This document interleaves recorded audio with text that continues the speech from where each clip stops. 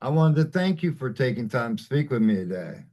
Yeah, thanks for having me on, dude. Yeah, happy to be I here. felt very fortunate in reaching out to you and hearing there's so much going on in Jailbirds camp. Can you talk to me Yeah, about it? yeah, for sure. We got a lot going on right now. Right now, our main sort of thing we're focusing on is this rock search competition. I don't know if you've heard of it. It's a big thing in Canada. It's sort of like a nationwide um, thing, and so we were lucky enough to get into the semifinals and stuff. So we're playing that in a couple of days from now. So that's cool. Um, Playing the song on the radio, it's kind of neat. Heck yeah. It's all based around a radio station called 97.7, and so that's pretty cool. And they're great people over there. Everybody's really cool over there. And it's a cool, like, it's a competition, but I hate saying competition because like music isn't really like about that for me. So like I don't like using that word, but it's sort of a battle of the bands. You know what I mean? Sure. But yeah, man. And then there's we got a lot of stuff coming up. We're playing in Brazil for the first time this year, which is going to be pretty cool. Wow. Supporting Nazareth, which will be incredible. Love Nazareth, Hair of the Dog. Like, was probably one of the first few riffs I learned. You know what I mean? Like, Oh, hell yeah. so, yeah, huge, right? I think Guns N' Roses had like a cover of it, and I was obsessed with Guns N' Roses when I was a teenager. And I think I listened to they have a cover on it on Spaghetti Incident, I think, Hmm. and I was listening to it, and then my dad was like, that's like a cover, and I was like, what? I didn't even know what Spaghetti Incident was about or anything at the time. Obviously, it's all covers, but or most of it, I guess. I don't know. But he was like, yeah, listen to Nazareth, and then like they had like my parents had like what they did they like at their prom they like did their slow dance moment or whatever to Love Hurts by Oh, Nazareth. wow. So that's always a story that I've heard over the years, right? And so to get the opportunity to play with them is wild. Like it's absolutely insane. So that'll be cool. And yeah, I can't remember that. I'm trying to recall the festival. It's like a moto festival or whatever, rocking motorcycles and stuff. So some cool shit, and it'll be fun. I've never been there. Our drummer actually has been there a couple times, and so we're lucky he has some experience. But yeah, man. And motorcycles are huge in Brazil. Oh, totally. Yeah, and rock and roll. You know what I mean? Yeah, Like putting them together, it's like peanut butter and jelly. You know what I mean? Like, so I think it's gonna absolutely. be a fun time. I've only ever seen, like you watch like the YouTube videos of like festivals in Brazil, and it always seems like the audiences are just so lively. You know what I mean? Like Yeah. just like going insane. I love it. So hopefully we get to experience that. That'd be cool. Yeah, Bring Me Horizon just did a live video from there, and the crowd was insane. Oh, really? No shit. Okay. Yeah, that's awesome. Yeah, their show is incredible too. So I can imagine like yeah, they just go wild. And there's no phones, you know what I mean? Like you're Yeah. just experiencing it. I love that so much. It's really cool. But yeah. And then I should also maybe mention we we have a new album that we're working on. Well, it's done now actually. I'm so used to saying we're working on it. It took us a while, but it's done actually, and we're just figuring out how and when we're going to release it, who we're going to release it with, and stuff, and then it'll be coming out. So unfortunately, I don't have like a date. We're hoping like at least some singles this year, the goal is to get it out this year, and so do some shows over the in the fall and stuff like that, and kind of branch out after Brazil and stuff like that. That'll be in July, so hopefully we get some stuff out around the same time. Yeah, And I wanted to thank you for giving me a chance to get a listen to the work you've done on this oh album. It's yeah, no problem. absolutely amazing. Oh, thanks, man. Yeah, thank you. It's we I think we it took us a while to get it together. Long story short, and we started recording it actually in 2023, I think, like over the summer. So like Wow. 3 years ago, we did the drums for it and everything. And then I built shortly after, I think the summer after that, I built my own studio, which I'm sitting in right now, kind of in my messy mix room here. But we did everything else here, um, and I recorded the rest of it. The drums were recorded by a guy named Kevin Dietz out of Ontario here, and we did that at a studio called Union in Toronto, and it was awesome. They have this old console. It's really cool. Anyway, but did the drums there, and we ended up not keeping the guitars and bass. We just did them here, and we did all the vocals here and all that other stuff. And we also actually, I should also shout out. There's a studio called Jocasta Studios in Ontario here that we did the B3 organ stuff at, and Darren was super awesome. And Jesse, who played the organ parts, obviously was he just nailed it too, and he really brought it to life. Like I'm sure, and you heard like the Oh, songs like absolutely. B3 organ. He just, oh my god, he's so good. And it was just like a few takes. You know what I mean? We did all. I think he did 5 songs, 5 on them, and we probably did it in like maybe under 3 hours. He just sort of just Wow. banged them out, and it was awesome. Funny enough, Darren Jeter, I believe is his last name. Uh, yeah, hopefully I'm not messing that up. The engineer, he worked with a gent named Nick Lagona, who worked with Deep Purple a lot, and Ian Gillan and stuff like that. And so he just like sort of set it up the way that they would set it up for John Lord sort of deal, which was like a really simple setup actually. Like I was shocked to see it was just a couple of SM57s on the top horns of the Leslie, and that was it. And that was in some preamps and compression and I think like some distressors or whatever, and that was it. It was so simple. I was like, this is great. You know what I mean? Mic in the bottom of it. You know what I mean? Like, and just never got used apparently on the records or something that Nick was working on. He did Perfect Strangers, I think, in the Oh, '80s. wow. He worked with Nick Lagona worked with um, Deep Purple in the '70s, I believe, as a maybe a touring guy. I'm not. Don't quote me on that, but I know he did like Perfect Strangers and stuff. He's in like the music video and the studio and stuff, and then he worked with them like ever since. So Darren, learning from him, was like, "Yo, let's just set it up like this," because like obviously we love Deep Purple and you can hear that in our music. Yeah. And what an So, amazing story that album is. That's a whole story all on its own right? because No, Ian Gillan was with Sabbath, you yeah, know, yeah, did Born yeah. Again. And I love then, that record too. That's a cool one. Yeah, he went with them because he wanted to reform Purple and the timing wasn't just right.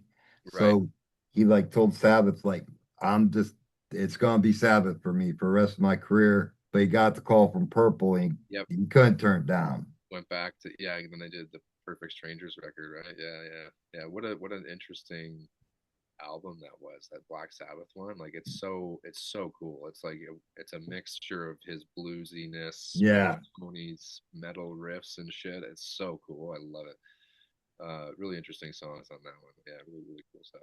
And his lyrical input was so different than what Sabbath was used to because Yeah, you listen to the first like 4 songs and it's basically about what's going on around them, where they're at.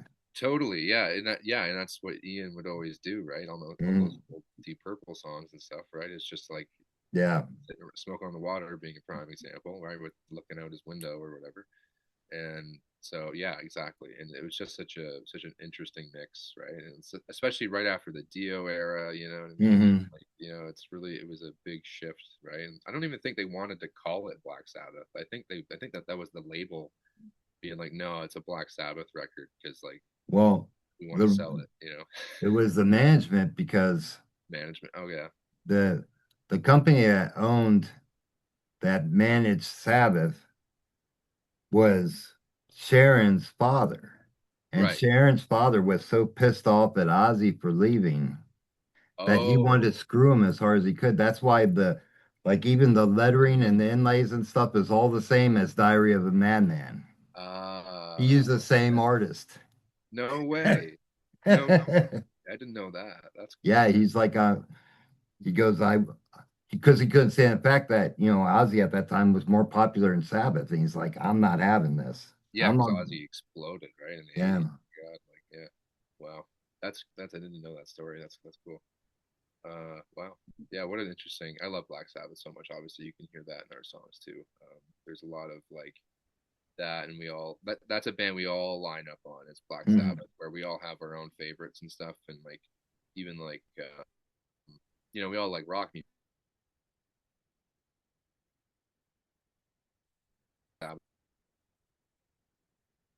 that all of us like really line up on. We're like, hell yeah, let's go anytime. Yeah, Deep Purple probably is another one I would say too. And there's a few bands, there's not all four of us line up on everything, but that's the beauty of a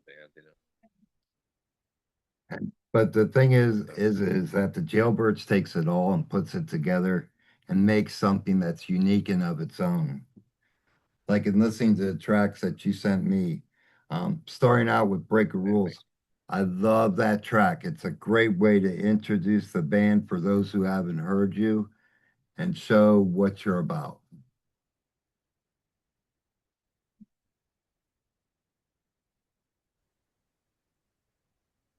Sorry, I don't know what just happened to my network there. I think your internet is Yeah, popping in and out. it swapped to a different network for some random reason. Sorry about that. You were saying. I was saying that the great thing about the band is that you have all these influences, but you've created something that's truly of your own. Oh, And thanks. I love how it relates to the first track, Break the Rules, because it really defines who the Jailbirds are. Fuck yeah. Nice. Awesome. Thanks, dude. I'm glad to hear that. No, that's why we wanted to put that song first on the album too. Is it sort of sets the tone. You know what I mean? It's a little bit. This album is a little bit different than the rest of the music that we've previously released. I would say, because we sort of like um how would I put it? We leaned like really hard into like sort of the like 50s, 60s rock and Mhm. roll swingy vibe, like the Van Halen, AC/DC sort of thing Yeah, that they do. But obviously like hard rocked it up or whatever. And so he's really focused on that for this record because we had a bunch of songs that were sort of like a bunch of ideas that were sort of like that. And we were just like, why don't we just build on that and make a whole album that's sort of got that sort of thing? Because a lot of our favorite records are like that too. Like ACDC is obviously a prime example where they oh, just like absolutely. have the same banger after banger. You know what I mean? Just like, and it's never there's. I mean, Highway to Hell is a good example. Whereas like maybe what Night Prowler is like the only slow one I think on that one. It's like Yeah, the end, isn't it? It's like the last song. So it's like that makes so much sense because you just got like destroyed for 10 songs and like yeah. let's throw that one in there on the end. So anyway, but like that's this record is really different for us. So we wanted to focus on like putting that one first and then like True Colors next is like sort of the farthest away from that swing stuff that we do, and then like Haunted is right back in there. But they all sort of like we all they're all like really different, but they have that in common. I would say like that bluesy element, that 70s blues rock thing. Even though it's modern, it's kind of it's a mixed bag. Sure.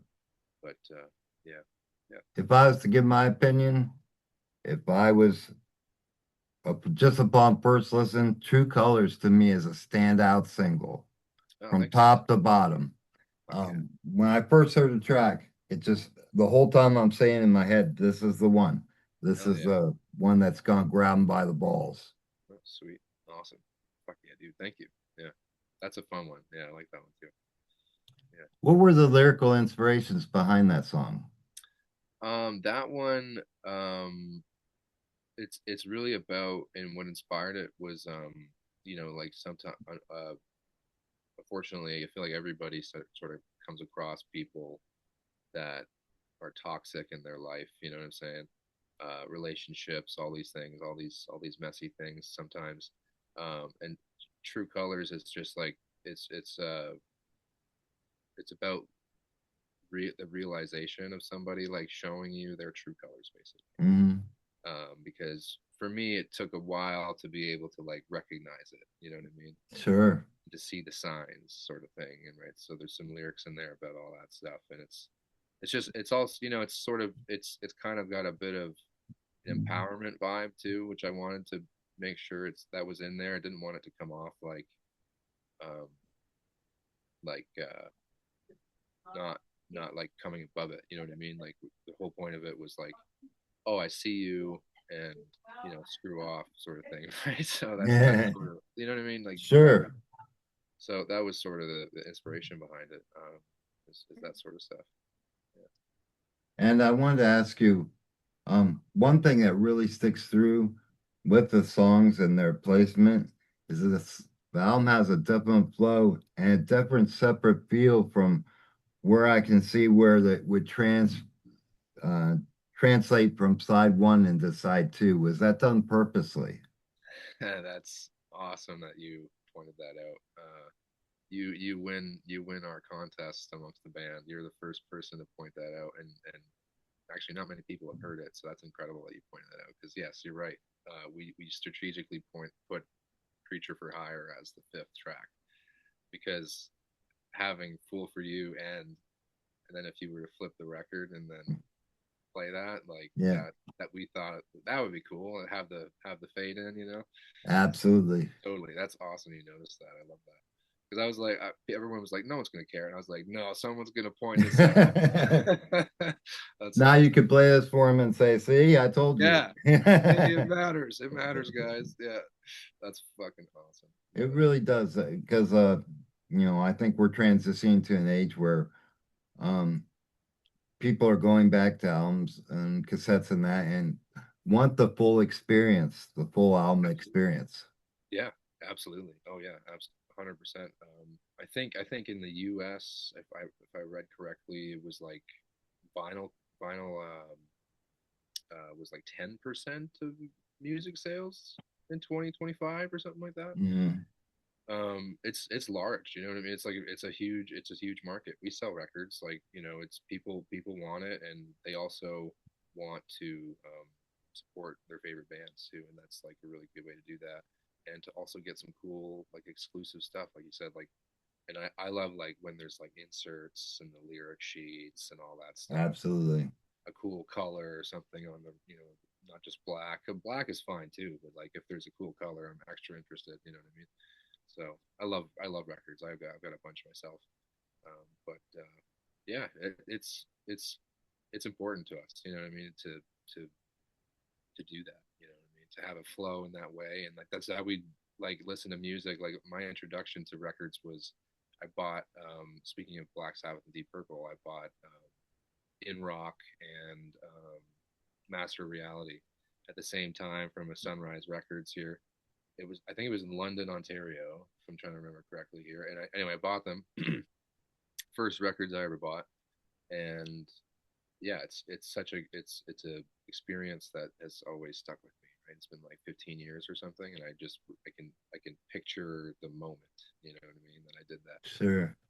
It's just you can't get that with streaming, and you can't get that with anything else, really. Even CDs. Like, CDs are cool too in a way. Like, you get some stuff out of that. There's an insert there too, but Right. with the record, you know what I mean? It's big, and sometimes I love the gatefold records and stuff Yeah, too. Get absolutely. some photos in the studio or something, some like fly on the wall kind of candid photos of them recording or something uh, like I don't think Use Your Illusion is like that. It was like Yes. old record, and they got all the studio pictures and like Alice Cooper, and because he did a song or whatever. And so I love that shit. That's my favorite. Like, and the other guys in the band too. Like, that's just we love music and like you said, like the experience of it, right? Is really Sure. important. And yeah, shows being a huge part of experiencing music. Gigs and concerts, all that stuff. That's a huge, massive part. And then I love taking home a record from a show that I really liked, and then you can like spin it and have a whole other experience with it, right? It's Absolutely. very cool. And speaking of shows, will you be performing some of these tunes when you head to Brazil? Yeah, absolutely. We do Break the Rules and True Colors are ones that are like always in our set and have been for a little while now, probably like 6 months or so. We've been doing that, but we want to add oh, and Hope You Had Fun actually. That's also one that we like to close the set with there. That's a good rowdy one to do. It's Yes. fun. And yeah, we like extend the bridge and stuff. It's fun. It's good. It's a cool time. But you have to see the show to see it. And the other ones we want to add, I think. Um, I mean, we want to play all of them. We can play all of them. We're going to eventually do like a show, an album release show, and play the whole thing. Brazil, we'll probably play those three at the very least, and then maybe add one or two more because that this record especially too, like I feel like goes with the Nazareth kind of vibe. You know what I mean? Absolutely. There's a couple more tracks that I'm like, we should definitely play these for Nazareth fans. You know, I feel like it would go over well. But yeah, it's gonna be a fun show. I can't wait for it. I still can't believe we're doing it. Honestly, it's kind of wild. We did this show in London in November, like a showcase thing for a little like an indie week festival thing, Hmm. and it just came from that. And someone saw us and had ties to the. I think they were from Brazil actually. They were there for the conferencing and stuff, and they saw us and liked us and wanted us to play it. So we're like, fuck, okay, sure. It's really cool. So it'll be a fun And experience. I personally, I was so excited to hear that you were working on this material because I've been so hungry for new material from the band. Yeah, it's been a while, like a year and a half. We put out High Noon, I think now. So yeah, we our initial goal actually was to get the record out or at least a single um, last fall, but we just we just decided to wait on it until it was all done up and see if anyone was interested in working with us on it and stuff like that. And so just it was a whole mix of stuff that it's a long story, but we just we got some uh, trusted advice. I'll say that was like, hey, you should just wait on this a little bit. Wait till it's like fully packaged up and like let's show it to some people. So And can you give me a hint of what the album artwork is going to look like? yeah, sure. It's so sick. I'm actually I got it on my other screen behind me right now. Funny enough, I'm like doing some uploads and stuff. But what can I say about this?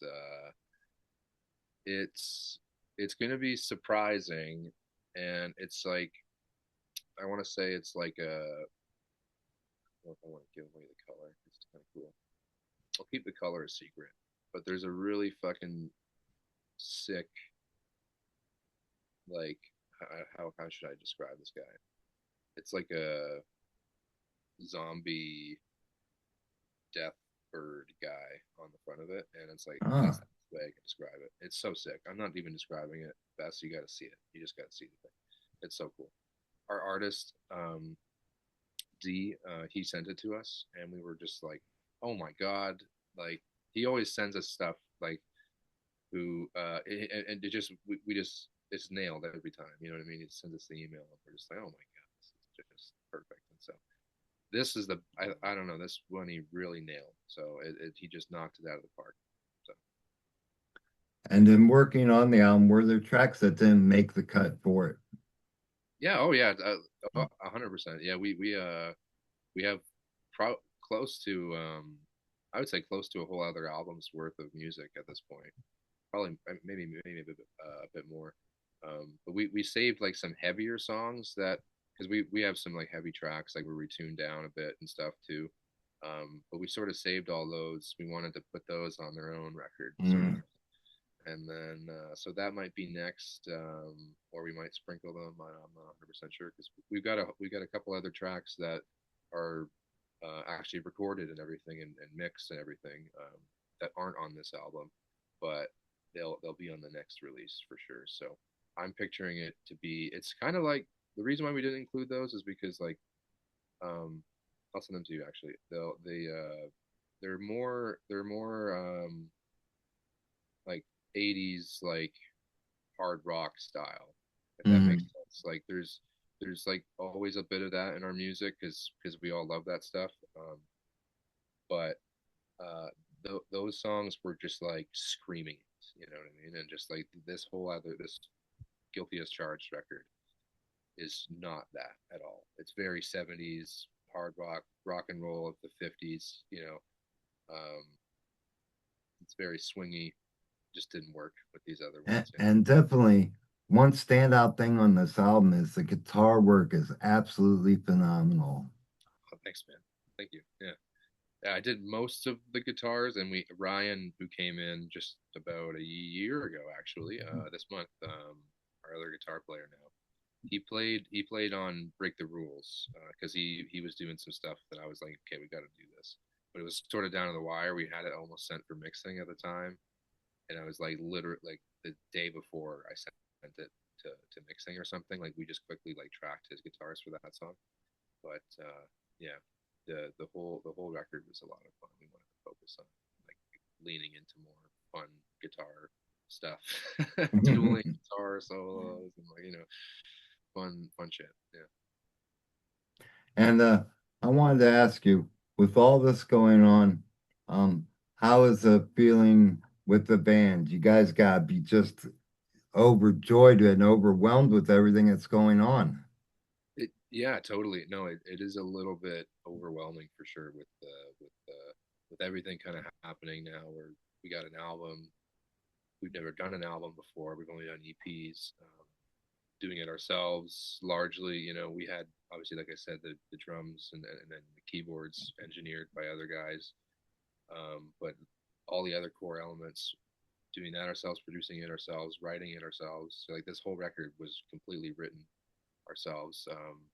Whereas like some of the other songs I just mentioned were like co-writes and stuff with other people, which I started doing a lot last year. Mm. But anyway, it's no, it's a lot of stuff, man. Like and all these shows we have like a tour we're doing on the east coast of Canada coming up in June, and then a few festival dates over the summer. A couple of them aren't announced yet, I don't think. And then yeah, we're just planning our fall and the album release shows, and like, trying to like I said before, trying to figure out how and when we're gonna release the record. So yeah, that's the big question right now. Right? I, Yeah, because we want to get it out, you know what I mean? So we're just sure. waiting. So, And that's the hard part, right? To sit on it and wait for the right time. yeah, yeah, absolutely. Like some of these songs we wrote, like True Colors, I wrote that riff probably probably 5 years ago now. I want to say like it was peak like it was probably 2021. I want to say yeah, it was probably 2021. I wrote that. Like I remember writing it and us going like, oh, that's a we should expand on that one. And so yeah, sometimes it just takes that long. You know what I mean? It's finally mastered now and ready to go. And yeah, it's a long road, right? But it's And in satisfying. listening to it's definitely well worth the wait. Totally, yeah. It was definitely blew me away from top to bottom, and I love the flow of the album. I Thanks, think man. it's the song placement and the way the album flows is amazing. It's some of the best stuff I've heard in quite a while. Oh, I know thanks. your fans are going to be dying when it comes out. And Hell yeah. speaking of that, I wanted to ask you if you could give any message to your fans, what would you tell them? Oh man, thank you. It's like the biggest thing I would say to anybody, and I try to all the time if we meet anybody at a show or anything too, is just thanks for the support. Like we couldn't do it. We just like making music. You know what I mean? And for people to like it is like that's the best. That's honestly like truly that's the biggest reward that we get is if anybody just says, oh, I like your songs or like your band or whatever, like that's awesome. That's so cool because we just like to make music that we like. You know what I mean? That we just if we can play a song back and be happy with it ourselves, and just Mhm. yeah, I'd listen to that. I'm happy with it. I don't think any part of this is weird or whatever, right? I don't know. That's really what we try to do. So if anybody, yeah. So I would just say thank you. Yeah, and to spread the word. I mean, I thank Heidi so much for bringing us together because I, at that to that point, I had never discovered you, and spreading the word of mouth is the best way to get the word out about a band. 100%. Still, it still is even in like Hmm. the age of social media and all that stuff because there's just so much stuff going on those platforms. It's hard to cut through it. But 100%, just people talking and telling people about. That's how I learn about most of the music I listen to is other people showing me stuff. You and yeah, I wanted to thank you for taking time to speak with me and catching up. It's always a pleasure speaking with you, my friend. yeah, buddy. Thanks for having me on, man. Great to chat with you. And it's great to meet you in person at last. Yeah, I hope finally. to see you in Ohio one day. Oh yeah, we'll be. I'm sure it's a matter of time. It's on our list. We want to go there in the UK. Those are the huge the USA. I mean, in the UK, we just gotta find our way down there. Hell yeah. Well, again, it's a pleasure, and you have a great rest of your day, my friend. You too, buddy. Thanks, man. All right, take care.